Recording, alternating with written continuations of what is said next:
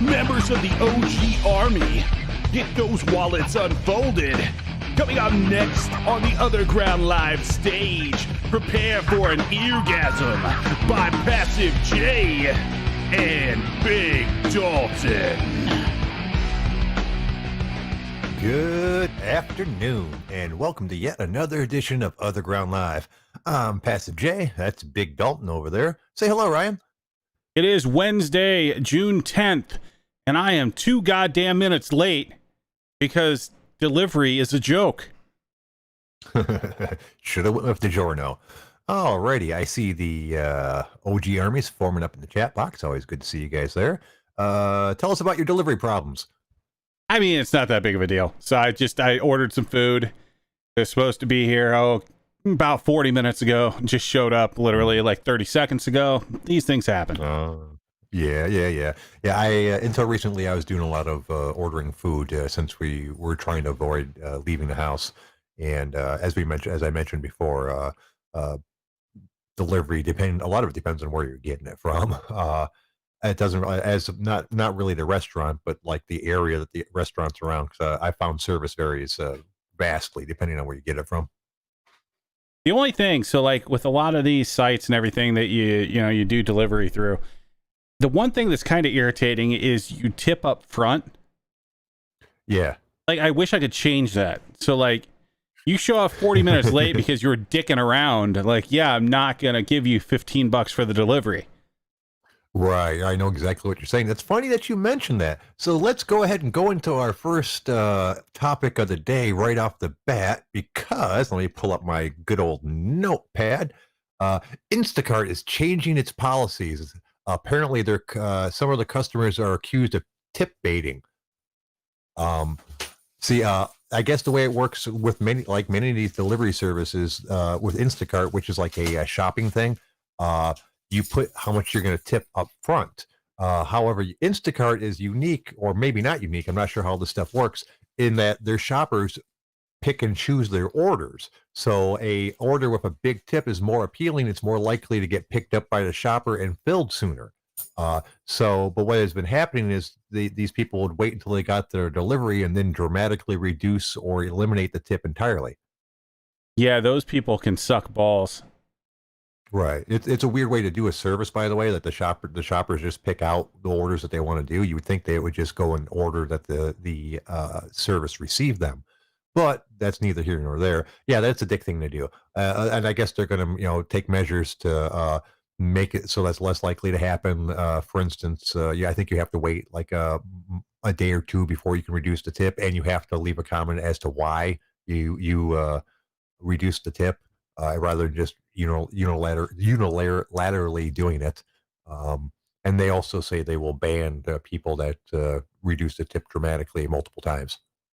Well, yeah, that's the way to do it. Like, it's understandable that you tip up front on these things, and that the drivers can see. So if you think about the drivers, right, they need to make the decision: are they going to drive like 20 minutes round trip to go do an order that they're only going to make $2 on versus an order they're going to make $20 on?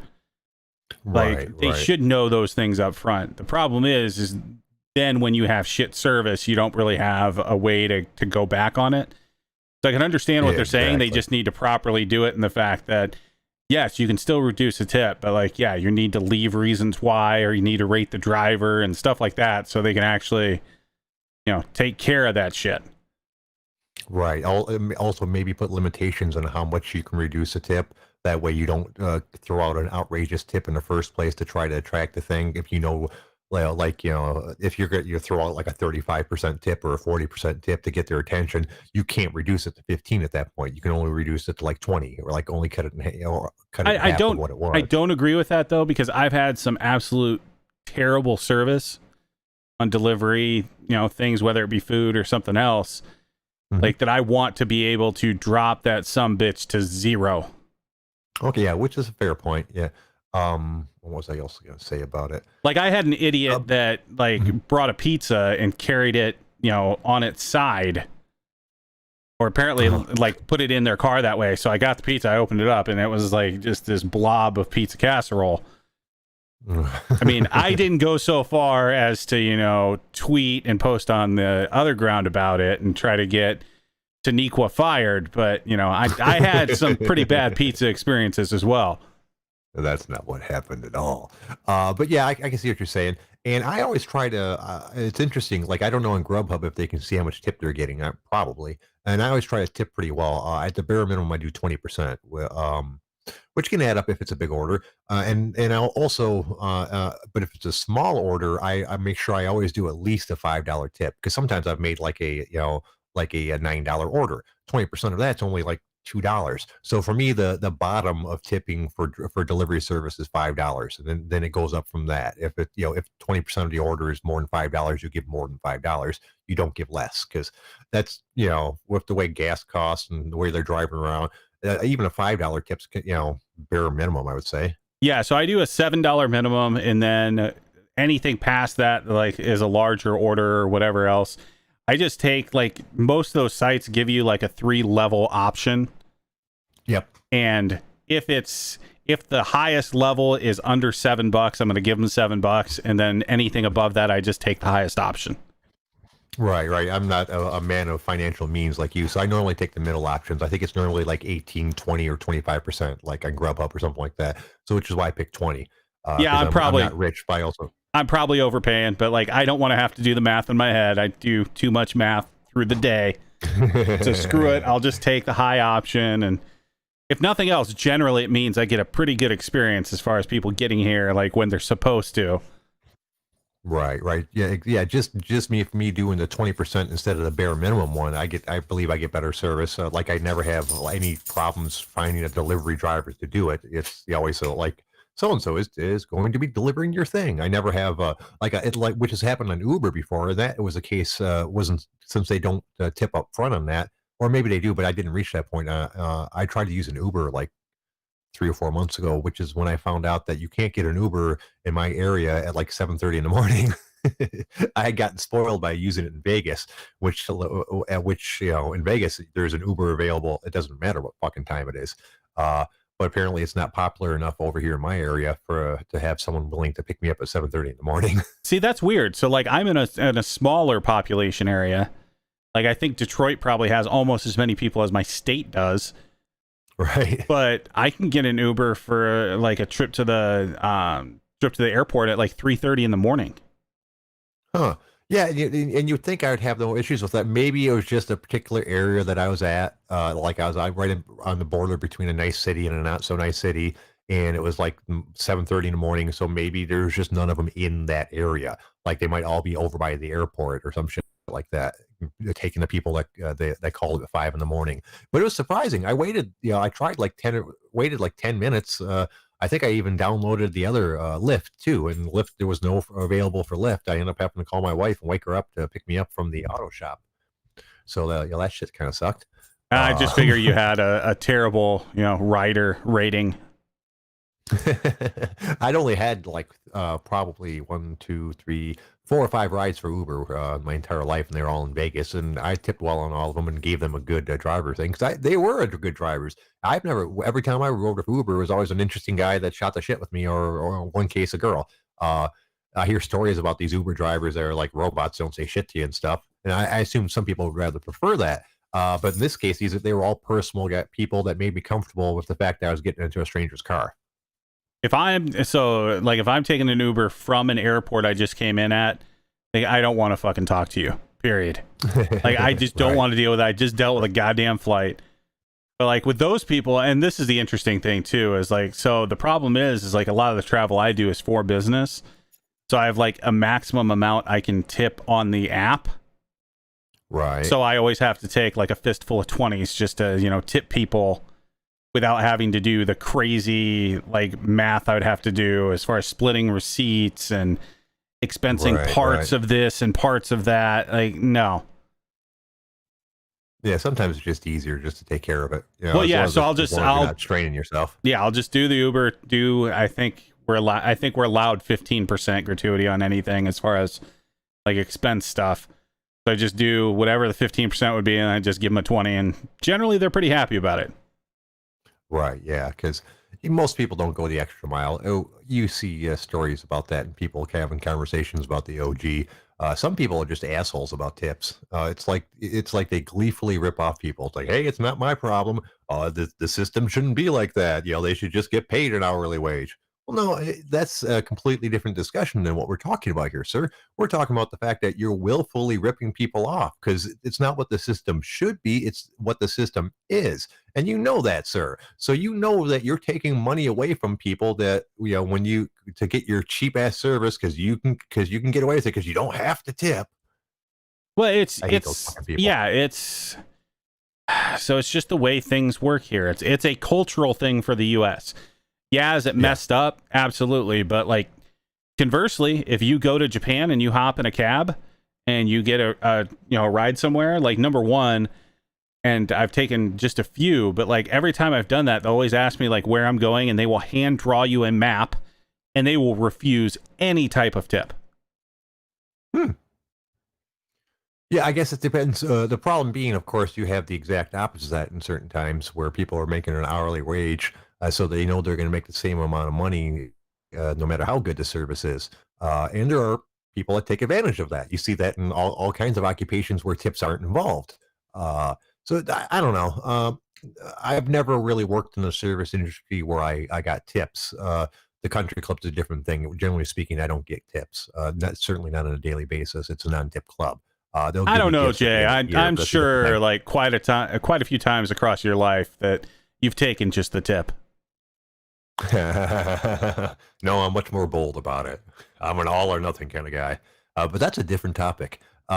So I don't really know how valid my opinions on it are. For all I know, there's wait staff out there that love the tip method that make shitloads of money. But guess what? They're probably really good at their job. Like my buddy Doug, he was a bartender for years and years and years. Very personable guy. He was the lead singer of a band, and he worked 3 days a week. Not because he was lazy, but because he made all the money he could possibly need in 3 days a week. He had a small apartment that didn't cost money. He had a vehicle that with no bills on it, and he was making his apartment didn't cost money. Was he giving sexual favors to the landlord? What the fuck's going on? I said, excuse me, I meant to say didn't cost much money. Oh, okay. I think it was like $300 a month back in 1990 something. But he would make $300, $400, $500 a night working at the bar. I couldn't believe it. He made tips hand over fist. It was ridiculous. He would routinely make $1,000 a week working 3 days a week. But on the other hand, he was really good at his job. A little too good, as it turns out, because eventually he got fired. Turns out he was giving out free shots. Which explains a lot of his tips when I think about it, actually. Which, by the way, is not as unusual as you would think. Apparently, most bartenders have discretion to give out a certain amount of free shots. Unfortunately, he was doing way overdoing it, and I guess they used their surveillance camera to keep track of how many shots he gave away one night, and he was fired the next night. Yeah, I'm kind of the same way. I haven't really had like a lot of jobs that involve anything like that. Like I would get tipped by the strippers when I did, security. That was about it. Right, exactly. But that was not so much based on your job but based just on how much they appreciated you. They're like, "Oh, you beat up that guy extra well. Here's a $5." Well, it's because I would take care of the shit they need. Like, so they would be like, Right. "Hey, here's $100. I need someone to go get me like beer or something," and I would take one of my minions and be, "Here's $20. Go get her some beer," and then I would get tipped on top of that at the end of the night. Hey, it worked out great for me. Right. I've known a few strippers, and that's basically how they are with their money. Money isn't real for them because it just literally rains down on them on a nightly basis. Well, and especially the place that I ran security, like there were several girls there that were pulling in like several grand a night. Yeah, it's fucking amazing. Well, Yeah, Thursday through Saturday, talking as like night, like Wednesday at like 5 in the afternoon. Yeah, they're not doing so well. That's when you get the ones with deep wrist scars and, definite questionable choices. Yeah, It used to surprise people when I told them that I dated a stripper for a little while. I was friends with her for a long time and dated her briefly. Like, oh wow, you dated a stripper? I'm like, well, you got to remember there are levels to this. She didn't work at BT's Trumps or Tycoons, which was like the big three back in the '90s. They're all here in Detroit. Strip clubs are not allowed in Oakland County, which is the really rich, affluent county. They're allowed in Wayne County, which is where Detroit is. So right on the border, the famous 8 Mile. If you drive down on one side of the street, there's all these strip clubs. Nothing on the other side because they're not. That's Oakland County. They're not allowed. So for the most part, all these strip clubs were really nice because they were trying to attract all these rich people from Oakland County. She didn't work at one of those strip clubs. She worked at a strip club, on 6 Mile, and like back in the neighborhood almost, like Chateau Vert, I think it was. Was that the name of it? Maybe I can't remember. And she was like, she was a pretty girl, but you would walk past her in the street without thinking nothing of it. I was like, once you get past the A level strip clubs, they're way more accepting of the people they will take. Yeah, you see a lot more track marks and stab wounds in that area. Yeah, and she wasn't at that level. She was an odd one, the odd person that was actually stripping to make money to go to school. I thought that was a fucking stereotype. Eventually, she stopped doing it because she reached a point where she said she couldn't make any money without giving out sexual favors, and that wasn't her thing. Yeah, she just needed to go to a better strip club. But it sounds like she may have not been able to get into a better strip club because of, Exactly. Like she was pretty, but like she was like a 7 tops. There's no way she'd be working at the top strip clubs, and that's not to besmirch her. Just reality, really. She ended up moving on to cutting hair, and then going to college for biology, and I think she's working in a lab now. I haven't talked to her in a while, so she's one of those people that actually were going to college for that. One of my best friends, well, not best friends, Doug, actually, the bartender I told you about, he was a really good friend of mine. He saved a stripper once. It was an amazing story. You want to hear about it? Sure. Go ahead and go for that there, Jay. Why not? Okay. That was Chateau Vert. Actually, that's where my friend was working at.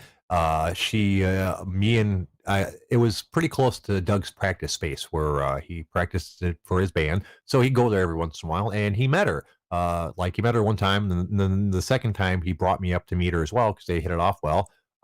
Which was kind of weird because I actually have morals, so it's as weird as it sounds. I tried to avoid looking at my friend Doug's new girlfriend's tits. Which, I mean, it wasn't that hard. There's all kinds of tits to look at. And don't get me wrong. Years later, I still regret that because it was the only opportunity I ever had. Because as it turns out, this girl was not really into the stripper lifestyle. She'd moved up here from Ohio out of a bad situation. It was literally the only job that she could get. She was living in one of those rent weekly rooms, all the hallmarks of someone on drugs. But she was actually just a young girl getting out of a bad situation, and that's where she ended up. So Doug, being a good guy, got her a job as a waitress at the bar near where he lived. Not the bar that he worked at, a different one. And she moved in with him.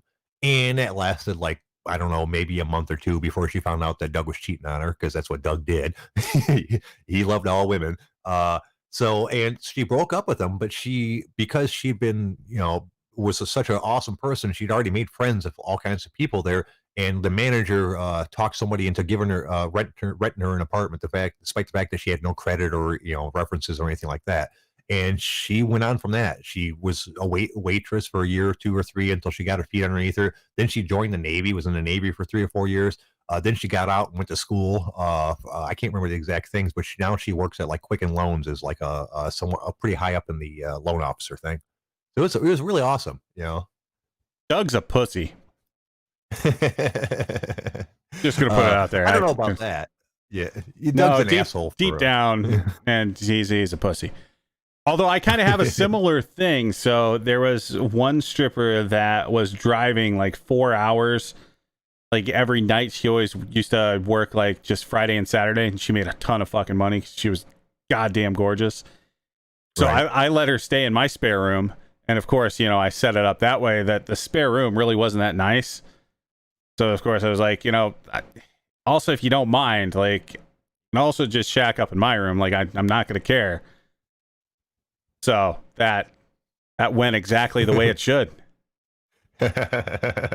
Dude, okay, this is how smooth Doug was with the ladies.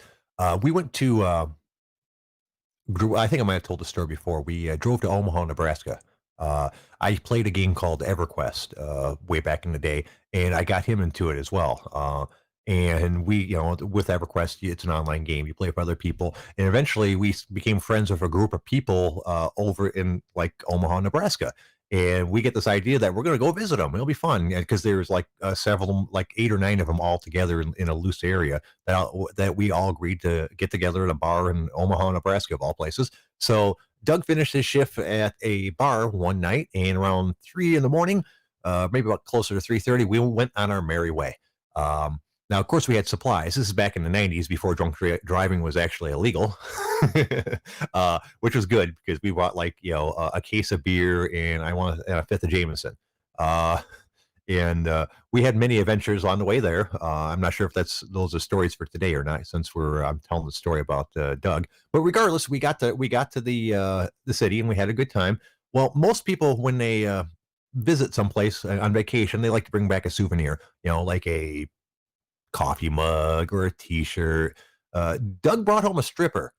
Everyone went out and partied and had a good time that night. But near the end of the night, Doug decides he wants to go to a strip club. Well, apparently there's no strip clubs in Nebraska, but there's another city across the river that the name of which escapes me that there was. So they all went over there. I was tired. I was really drunk. I went to bed.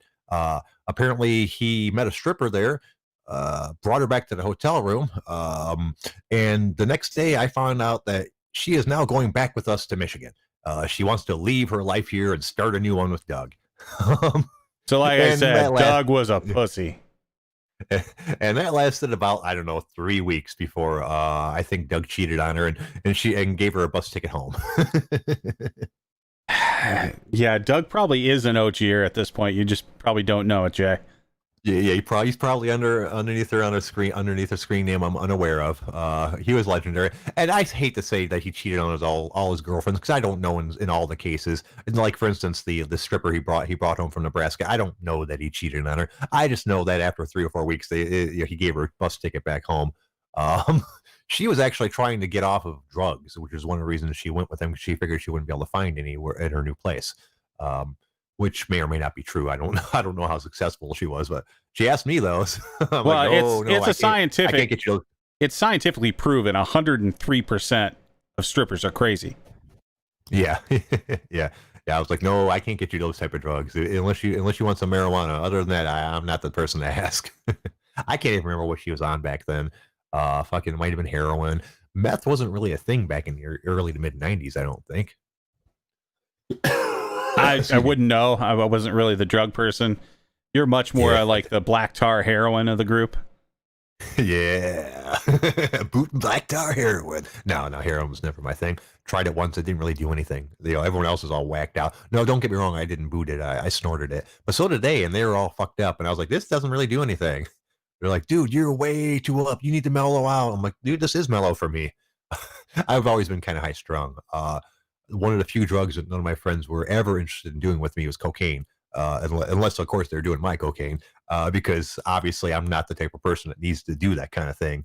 Luckily for me, cocaine was way too expensive for me, and I'm kind of cheap about that kind of thing. So I was like, yep, I'm not doing a lot of that because that's way too good and way too expensive.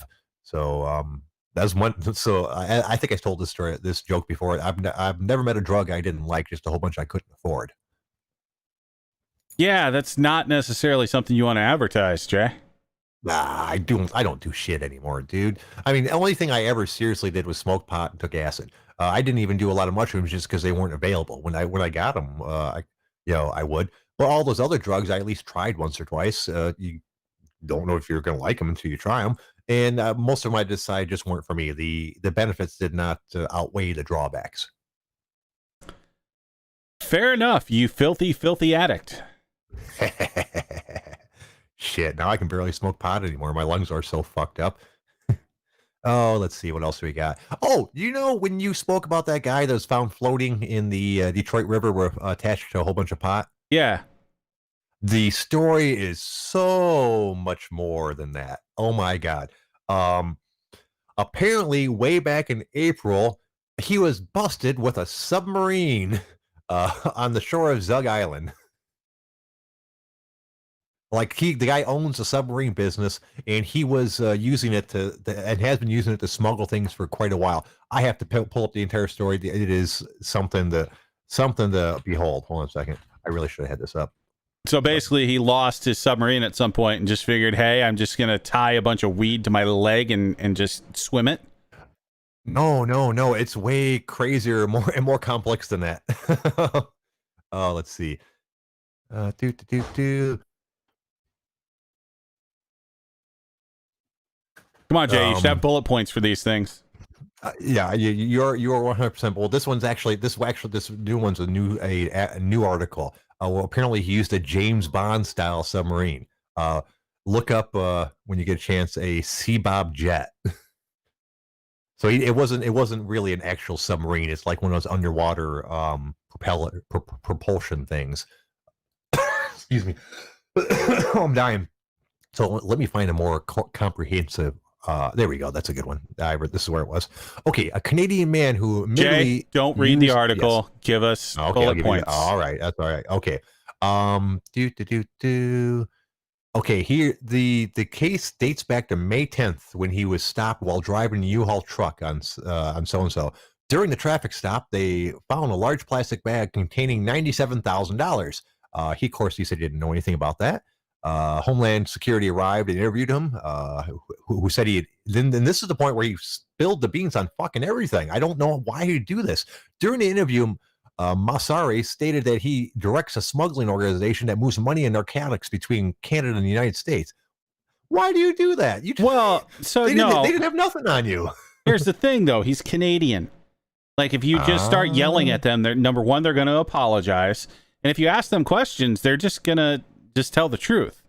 Canadians don't know how to lie. Well, he told investigators his organization had successfully smuggled marijuana, cocaine, or money approximately 7 times. He said he used the GPS coordinates. He would provide GPS coordinates to an individual in Canada who traverses the river using a submersible watercraft. Then he would then send the contraband or currency and his associate across the river. So they were trading stuff back and forth. And he admitted that he owned a submarine seized by Border Patrol on April 23rd on a shoreline. But this is where it gets really even crazier. They released him, and he agreed to stay at the Baymont by Wyndham Flat Rock Hotel during the investigation. And a couple days later, he offered to provide information about a multiple kilogram meth shipment arriving in Metro Detroit the next day. Then he walked out. On May 22nd, security cameras showed that he walked away from the hotel. He left his belongings behind, telling the hotel clerk he was leaving to attend an emergency funeral. They found a whole bunch of shit there. But here's the thing. Apparently, at 2:35 the next day, federal agents were on patrol south of Grosse Ile. They spotted a vessel crossing the international boundary and traveling in the United States. They tried to stop the boat and spotted 2 large bundles being thrown into the river. When approaching the floating bundles, they found this dude unconscious in the water. Yeah, and Canadians, they're goddamn. Grad, get your people in order. That is so much more than the original story, and the original story was crazy enough. There's so much to that. It's obviously someone else is driving that boat because it's they didn't say anything about the boat or anything like that. So basically, I think somebody knocked this fucker out and threw him overboard with the weed. That doesn't sound quite right, no? But no. I mean, what happened? The guy said, "Oh, I'll take one for the team. I'm going to jump out with the weed. You keep going." Did he fall out? I mean, I didn't say anything about rough waters, but Detroit River, as I mentioned before, is a pretty big river. So you can, I imagine, get some crosswakes going and shit like that. Yeah, just a weird story. Weird story in general. Fucking Canadians, Jesus. Yeah. Well, there's a rich tradition of smuggling and going across the Detroit River into Canada and just Canada, Detroit in general. Did I tell you a story about my dad's house in Prohibition? I don't know, probably. Well, my dad bought a house that was built during Prohibition by an Italian mafia don. It was a really cool house, had all kinds of interesting features. But the reason the mafia don bought it is because it was directly across the street from railroad tracks. Like literally where the houses across the street would normally be, there is a railroad crossing, and it's a big one. It's like 8 or 10 tracks. It's a major trunk line. It goes from Canada to New York. Um, and the reason he bought that is because during Prohibition, the Canadians would make their awesome whiskey and then ship it straight through the United States to New York, where it'd be shipped overseas and sold in Europe and such, because they couldn't sell it in the United States. Well, this gentleman had the fine idea of bribing the conductors to drive by his house really, really slow, where his men would then leap out, break into the slowly moving boxcars, and steal alcohol off of it. It became a little more complex than that, because they would immediately run um, the alcohol into one house and down into the basement. And then from that basement, there was a tunnel that went to the house next door, uh, basement. And then from that basement, there was a tunnel that went to a shed in the backyard. The shed that actually butted right up against the alley. So then they would then bring all that shit through the tunnel into the shed, which had a door that opened up to the alley where a car was waiting to be loaded in. So it was all a whole bunch of misdirection stuff. So you'd see the cases of alcohol going to one house, but when they searched the house, they couldn't find any of them because the tunnels were hidden and all that good stuff. It was an interesting house. In addition to having the tunnel going the next door and all that good stuff, it had a hidden compartment in the master bedroom closet that you could fit about 2 people in, so which would be used if people were in the house that were avoiding the cops if they raided. It had like a secret spot in the fireplace where they would hide the books, because as you as an accounting type person would know, they would have to have 2 different sets of books, one that they showed the authorities were for their finances, and then one real one that kept track of everything that was going on. My dad often said there was one other thing, but he wouldn't tell me what it was, and I never found it, so who knows. But it was a cool house. And then I hope I hadn't told that story before, guys. I apologize if I have. All right, let's move on to something else. I get the point. If you had, it was roughly 30 of our 80 shows. Probably. Let's see. Oh, did you see that J.K. Rowling apparently has enough money to say whatever the fuck she likes now? Yeah, I saw something, whatever. I don't know actually what was going on, but I don't even really care either. It's a surprising stance for you know what, I guess I'm doing it wrong. I assumed that she was a super level person, but I've never looked into her politics before or her beliefs, so I actually don't know what she believes in at all. But basically she was saying that there's men and there's women, and that's it. There's not and while she has empathy for transgender people, that's a guy and that's a girl. And and then she went on to say that she 100% lesbians and and gay people to she has no issues with same-sex marriage. She just didn't believe that there were multiple genders. There's only 2, male and women. Well, I'm not even going to necessarily say she's wrong. Like, there are a couple concepts here, right? Like, people, you can identify with whatever gender you want. Like, so there's basically 2 things. There's gender and sex, right? Yeah. One of them can be fluid. I don't give a fuck. One of them is science. Yeah. I think the way she stated was gender roles are a feature, I'm using the wrong word, of our custom and cultures. Gender is, sex is defined by nature. And I fucking murdered that quote, but I think you get the point of what she was trying to say. Well, yeah, it's basically what I just said. There's one thing that, yes, you can identify with whatever you want. You can have whatever sexual preference you want. I do not give a fuck. But there is also a scientific thing that, again, either if you're going to call it sex or gender, I don't care which one is which, but one of them is bred in science, and you have to keep that one there because, like, it affects things. Exactly. And then that's, of course, the biggest example is the entire sports thing. There's a reason that why there's male and female sports, because it's not a fair competition in certain ways. And you see it over and over again now where they're letting trans athletes compete in the sport that they identify in, as opposed to the sport that they were born into, so to speak. And it's not fair. I mean, there's so many examples of them doing spectacularly well, and it's unfair on so many levels because especially on the high school and college level, now you're taking away scholarships from women that should probably be getting them, because you're competing in a sport where you have a genetic advantage. Here's the thing I am with the whole transgender sports thing. Like, I see it that either you have two choices. Either have enough transgender people that there's actually like a division for them, or you have to compete where you have the least advantage. So if you're male to female, you're competing with the men. Yeah. That's yeah, that's only fair. Like, I can't believe that it even reached a point where they started allowing it.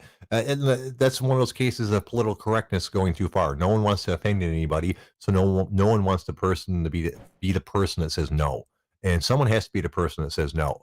That's not fair. You can't do that.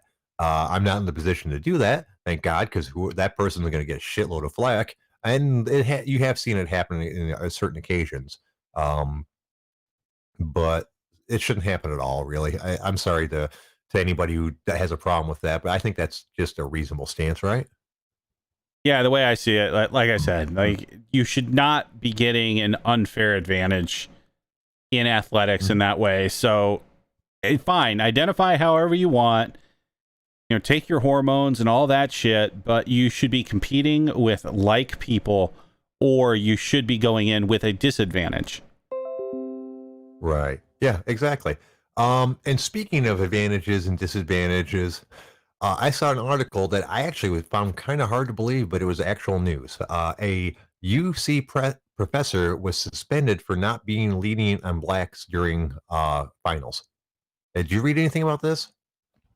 I saw I think there was actually a thread on the OG. I just didn't go into it. That might have been where I picked it up from. Because, but yeah, it's exactly what it sounds like. The some students decided to get a request together, not black students, I might add, that they to have him be lenient on grading for the African American people in his class because of everything that was going on and all that good stuff. And he responded pretty reasonably. He said he understood that these are trying times and there are hard things going on. However, that's real life, and it's something that you needed to be prepared for. Okay, I found it. Let me find it. Exactly. He said outside events, including personal hardship, do not necessarily relieve students of their responsibilities. He gave an example of his daughter who suffered a severe illness and lost close friends to suicide during her time at school, but still completed coursework. He said some students have asked for the final exam to be delayed or changed or waived altogether. He told them life deals all of us challenges, and I have no doubt that many of you are facing some now. In a perfectly fair world, I'd be able to take these individual factors into account and perhaps modify the terms in our course syllabus. But my understanding of university rules is that with rare exceptions, I should not. And that was all it took. And so he's been flamed, and apparently he's actually been suspended and placed under police protection after he rejected the appeals to have him be lenient on the black students. Can you believe that shit, dude? Yeah, like people take this stuff too far. Like they just fucking do.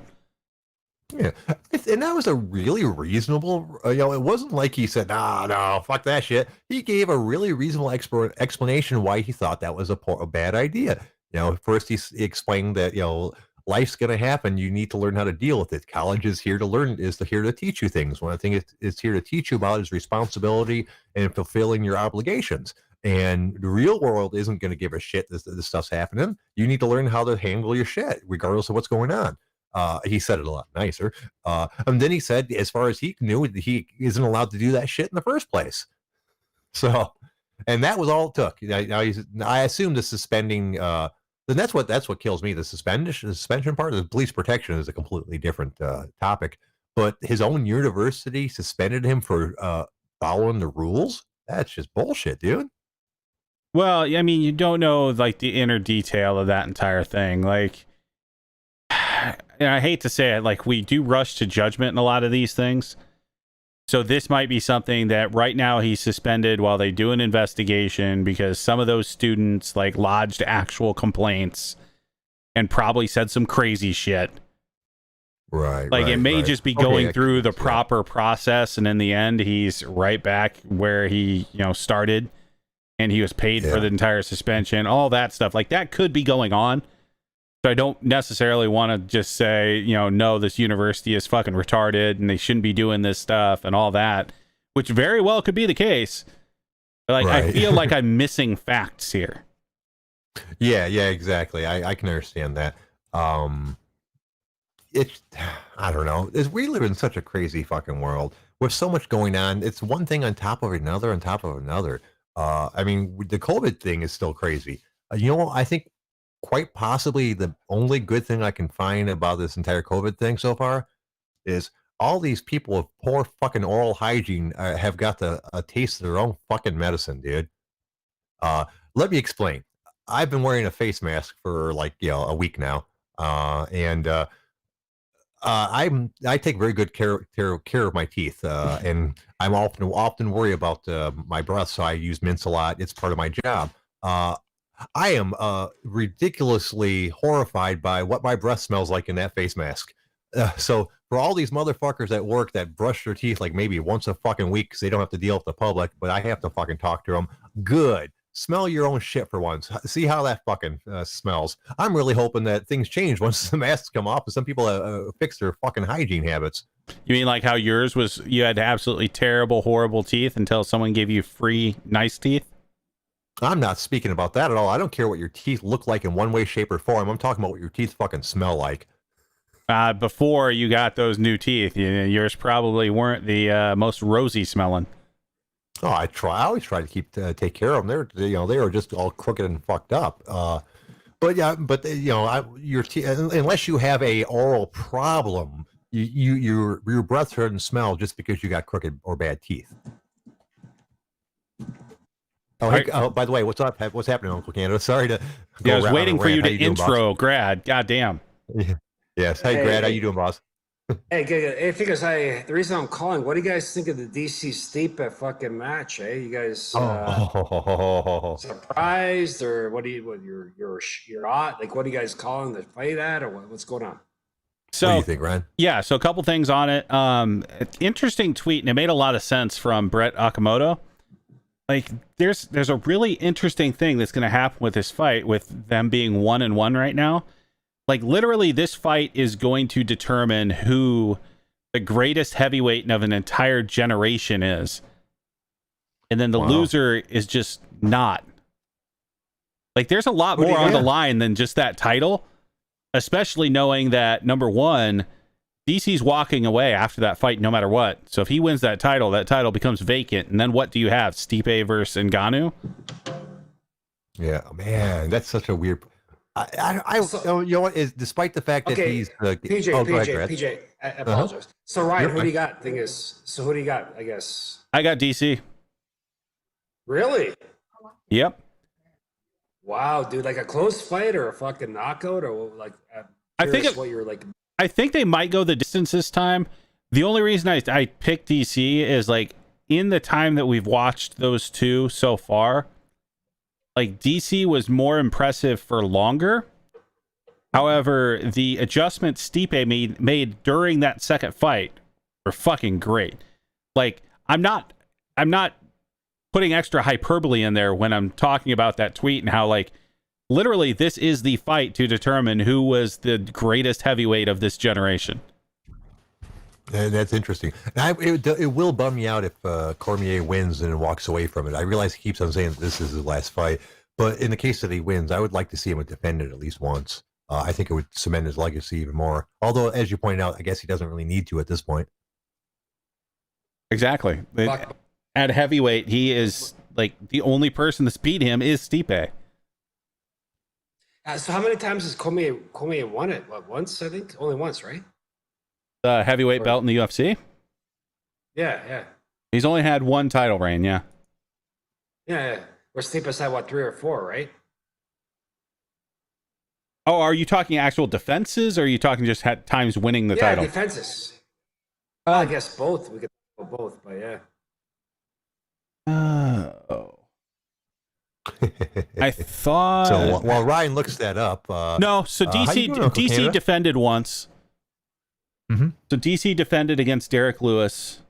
Stipe holds the record for defenses. I don't remember how many it is, but yeah, he holds the heavyweight record for defenses. I think it's 3 or 4. Yeah. That's so crazy that's the record. Dude, but these are fucking heavyweights, PJ. You know what I'm saying? Oh yeah.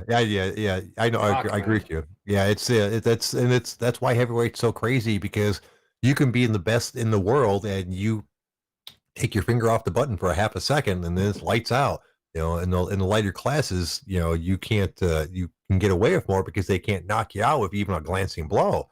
In heavyweight, that's why the title changes hands so often, because fucking boom, lights out. See, for me, honestly, I think Stipe learned a lot from the second fight, obviously from the first fight as well. I think he has the third fight for the simple fact he's got that stubborn Croatian mentality too, the Eastern European mentality, and he's like a fucking robot, man. And I think I love DC. Honestly, I respect the guy and I love him, but at the same time, I think Stipe is learning more. He learned more over the last 2 fights. So again, I think it's probably potentially going the distance. I wouldn't be surprised if fucking Stipe knocks him out. Who knows though, right? DC fucking knocked him out in the fucking first fight. So, well, and that's the thing. Like again, like these are just 2 incredible fighters. You have DC, who's lost to 2 people in his entire career. Officially has 2 losses in his entire career. And then you got Stipe, who has been the most dominant heavyweight. Now he has 3 losses. So, like, again, it's that thing that, like, whoever wins this is officially the best heavyweight from this time period. Yeah.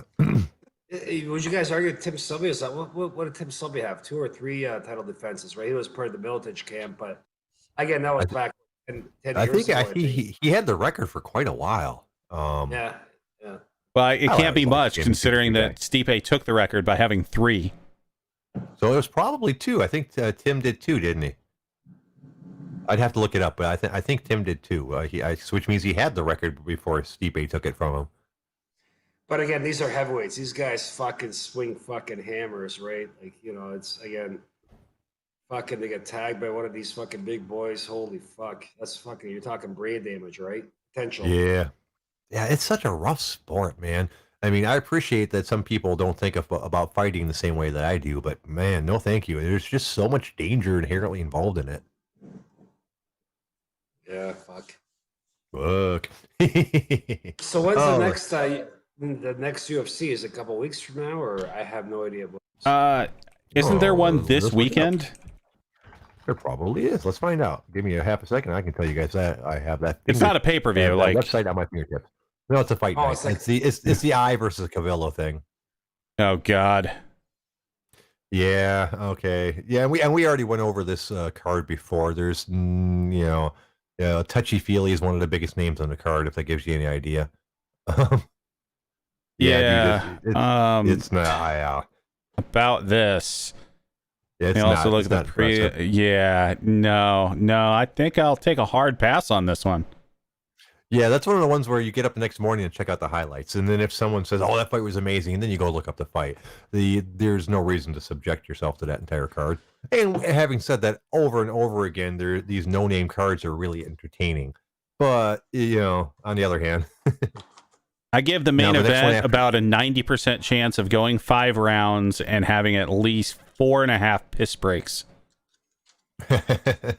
Now, the one after that's at least slightly interesting. It's got a couple more fights on it. It's got Blades versus Volkov, which should be interesting for as long as it lasts, unless it lasts too long. And that's the one where with my friend Roxy's fighting on as well. And then the one after that is, another UFC fight night. Poirier versus Hooker. That's, unless Mr. Dustin Diamond has degraded severely recently, that's probably not going to be much of a fight. I mean, it'll be a fun fight, but it won't be much of a fight. Yeah, but then we finally get to July 11th and Fight Island. Woohoo! Fight Island, yeah. Let me click and see what they got on that. I mean, they keep on announcing more and more fights for that. Yeah, like I just noticed this Okay, card sure. is fucking ridiculous. So you have the main Did you notice event. that they So you have the main event of Usman versus Burns, the co-main event of Volkanovski versus Holloway, the co-main event of Peter Yan versus Jose Aldo, Jessica Andrade versus Rose Namajunas. Yeah, they added that. Paige Van Zandt is on there. Who fucking cares? Yep, they added. Yeah, they they added her today, I think, as well. Yeah, I wonder if she'll break her arm this week. There's one you haven't mentioned yet. The website I'm on is weird. They don't add stuff like they should, but it has a fight in there that I haven't heard of yet. Did you notice that apparently Frankie Edgar's gonna be on that card? I thought I saw that somewhere. It wasn't on the official UFC card, so I didn't mention anything. It was Edgar versus, who is he fighting again? Pedro Munoz? Munoz, maybe? Maybe Munoz, yeah. That's probably close. Munhoz. Yeah, probably. Who has one of those fucking nicknames that his name is the Young Punisher. These people don't think these nicknames out. If your career has any kind of longevity, that's going to be a silly nickname 10 years from now when you got like gray hair and shit. I mean, Munoz is pretty goddamn good. He knocked out Garbrandt. Oh, yeah. I'm not saying anything about skill level. I'm just saying that people should not pick out nicknames of a shelf life. Listen, not everybody can be Coconut Bombs or the Venezuelan fighter. Like, come on. Yeah, there's only one. It's hard to get that job. Yeah, I can appreciate that. Yeah, or Page and 12 gauge Page. Yeah, okay. I will admit that the bar for nicknames has been set pretty low in the UFC. Yeah, there's not a lot of great nicknames out there. No, that's true. I mean, there's a couple okay ones, like Cowboy Cerrone. Actually, that's actually an appropriate name for him because he is a fucking cowboy in every sense of the word. You know. But for every cowboy out there, there's, like you said, the Venezuelan fighter or 12 gauge Page. I don't know. Guys. No, I was gonna say these guys don't give a fuck. Like fucking Crow Cop used to walk out to fucking Wild Boys from Duran, right? Yeah. Well, he ended up with a cool name, Crow Cop. You know, fucking that's an awesome nickname. Oh, because he used to be an officer during the war, right? During yeah. Well, yeah, he was a Croatian cop. He was an elite cop. He was like one of the equivalent to your Navy SEALs or whatever, right? Like fucking the top of the top type thing. But no, again, these guys don't give a fuck, and you know, let them call themselves whatever they want. Right. One question I was gonna ask. All right, so UFC 251 is when, July, right? Which one's? That's the Fight Island one, right? Yeah. July 11th. Okay, so are we gonna fucking do fight campaign no matter what, boys, or what? I am. Good. I am not. You guys will be doing that one without me. Yeah, I'm sorry, guys. It's not. I can't do it. At work, it's too fucking nutty. I get up way too early. It's just not feasible. I'm not even gonna lie and say I'm gonna try. You absolute woman. Right. Well, we'll help you out, man. We'll fucking compensate, fucking myself, that. Right. Whatever. We'll fucking call in. Yeah. I hope you polish up your ovaries real good that day at work, Jay. And one thing I wanted to talk about before we get out of here about the mask thing. I complained a little bit about the about how annoying it is. One thing I've noticed. Do you know I'm sitting here talking with you guys? I've had that mask off for a couple hours. I can still feel it. Like right now, it feels like I keep on wanting to push my glasses up because it feels like my glasses have moved down on my nose. But it's not. It's like the feeling on my nose from the fucking mask, and like there's this sensation behind my ears, like my ears are being pulled forward from the mask. I never realized it was going to do that. You know, I wore that thing like 10 or 11 hours today, and now that I have it off, it feels fucking weird. I don't know how like nurses and doctors and stuff do that all the time. Well, they sacrifice for the greater good, Jay. Like that's a thing. Yeah, well, I'm sacrificing for the greater good of rich people at the moment, but as we mentioned before, I don't want to get anybody sick, so I don't have any problem with doing it. It's an annoyance, not the end of the world. But the regulations and precautions we're taking are pretty extreme. For example, when they come in, there's a pen that they have to sign for stuff. I spray down that pen with sanitizer after each person uses it. They got me a UV light today for my phone because you can't really spray sanitizer on a phone all the time, and because it'll be all wet. And what's the issue we were having is someone would cover me for a break. I come back, they're on the phone talking. Okay, they hang up. They're like, okay, it's all you. They take 2 steps away and the phone would ring. Well, I gotta answer the phone. How am I gonna fucking sanitize it? I can't spray sanitizer all over it and get it all wet and then try to dry off. So they got me a UV light that I just wave over it and to kill the germs on it, which I'm pretty happy about. Well, they knew that that's something you have zero experience in, getting anything all wet.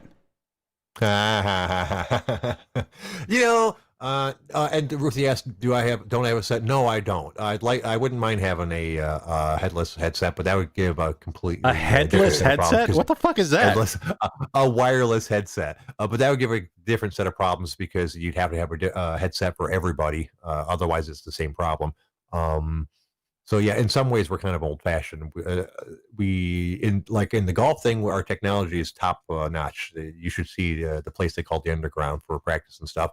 In other ways, we're pretty far behind. We still have to get them sign fucking paper chits. I can't believe we didn't get rid of this last year. They don't pay for anything there, but they'll sign a chit with their name, and then we just bill them at the end of the month. And we've been moving away from that. Like some people in some departments have gotten rid of it, but in dining, they still sign the chits. Their solution is now there used to be like a book you put the chit in, it opens up like the credit card thing at the restaurants, and they would open it up, they'd sign it and take it away, and then they take the chit out, give it to me because it's part of my job to process that shit, and then put a new thing in there. So instead of going away from the entire sign-in shit, they decided they were just going to get rid of the book thing and just have them bring the piece of paper over to them, have them sign it, and then bring it to me. I'm like, holy shit, really? Okay. So really, you're just angry that you still have to do work. Yes, yeah. I'll be honest with you, I am angry. It's a fucking stupid system. 80% of our members don't even want their chits anymore. Out of the hundreds and hundreds and hundreds, there's literally a list of 50 or 60 people that still want their signed chits. For everybody else, it doesn't. We don't do anything with their chits. A chit is what? Yeah. I was gonna say, are you saying sheets or chit? Chits as in CHITS. Okay. That's I guess a different name for a receipt or something like that. It's just the nomenclature they use at work. I don't know where it comes from. Back in the 40s, we used to sign shits. Yeah, something like that. Yeah. So for most of them, they sign it. I take it. I do stuff with the chit because I still need to add stuff up and things like that. And then it goes away in the storage, and we never see it again. We have years and years and years of these things. And then you walk 15 miles uphill both ways to deliver the paper. But for a small percentage of these motherfuckers, I have to pull a copy of it because they all have the whatever you call that carbonless copy thing. So whenever they sign it, there's another copy underneath it. But for some of these motherfuckers, I got to take their physical copy, put it in a special spot at the end of the month, go to their account, make sure I have every single signed shit that they're supposed to have, put it in an envelope and put it in their fucking locker because they want their signed copies to make sure that they are not paying for anything that they're not supposed to be. It's a pain in the ass. Okay, done complaining about work today. Well, Jay, they're the reason you're getting paid. You might just want to buck up a little bit. Oh, trust me, it gets done every day with a smile. But it's an archaic system, and there's really no reason to be doing it nowadays. And I hope one day we don't even tell new members that they can keep their shits. One or two of them have found out from other members, but with the system, we're trying to get to go away. All right. Speaking of going away, look at the time. It is time for us to go. I would like to thank the OG Army for showing up. I can't do the show without you guys. I want to thank Uncle Canada for calling in. He's one of our best guests, and we couldn't do the show without him as well. And speaking of other people we can't do the show without, it's Big Dalton over there. We're going to be back tomorrow at 6 o'clock. And don't forget, on Sunday, we're going to have the Southpaw Outlaw, Serena De Jesus on, Invicta fighter and friend of the show. Big Dalton, you got anything? Well, I've got two things. One is actually an enhanced thing that we're going to have to add to your duties. I'm going to need you to physically tick down every time that I say the word fuck during these podcasts. And at the end of the month, I'm going to need separate sheets for each show. I'm going to need you to fax those to me. and just, you know, because apparently you're good at this. Apparently, I am. What And the else you second, got, I Big have Dog? one last thing, and this actually may be new to some people. So here we go. Okay. Fuck all y'all. Woo. Everyone have a great night. We'll see you tomorrow at 6. Bye-bye. See you guys. Bye, Grad.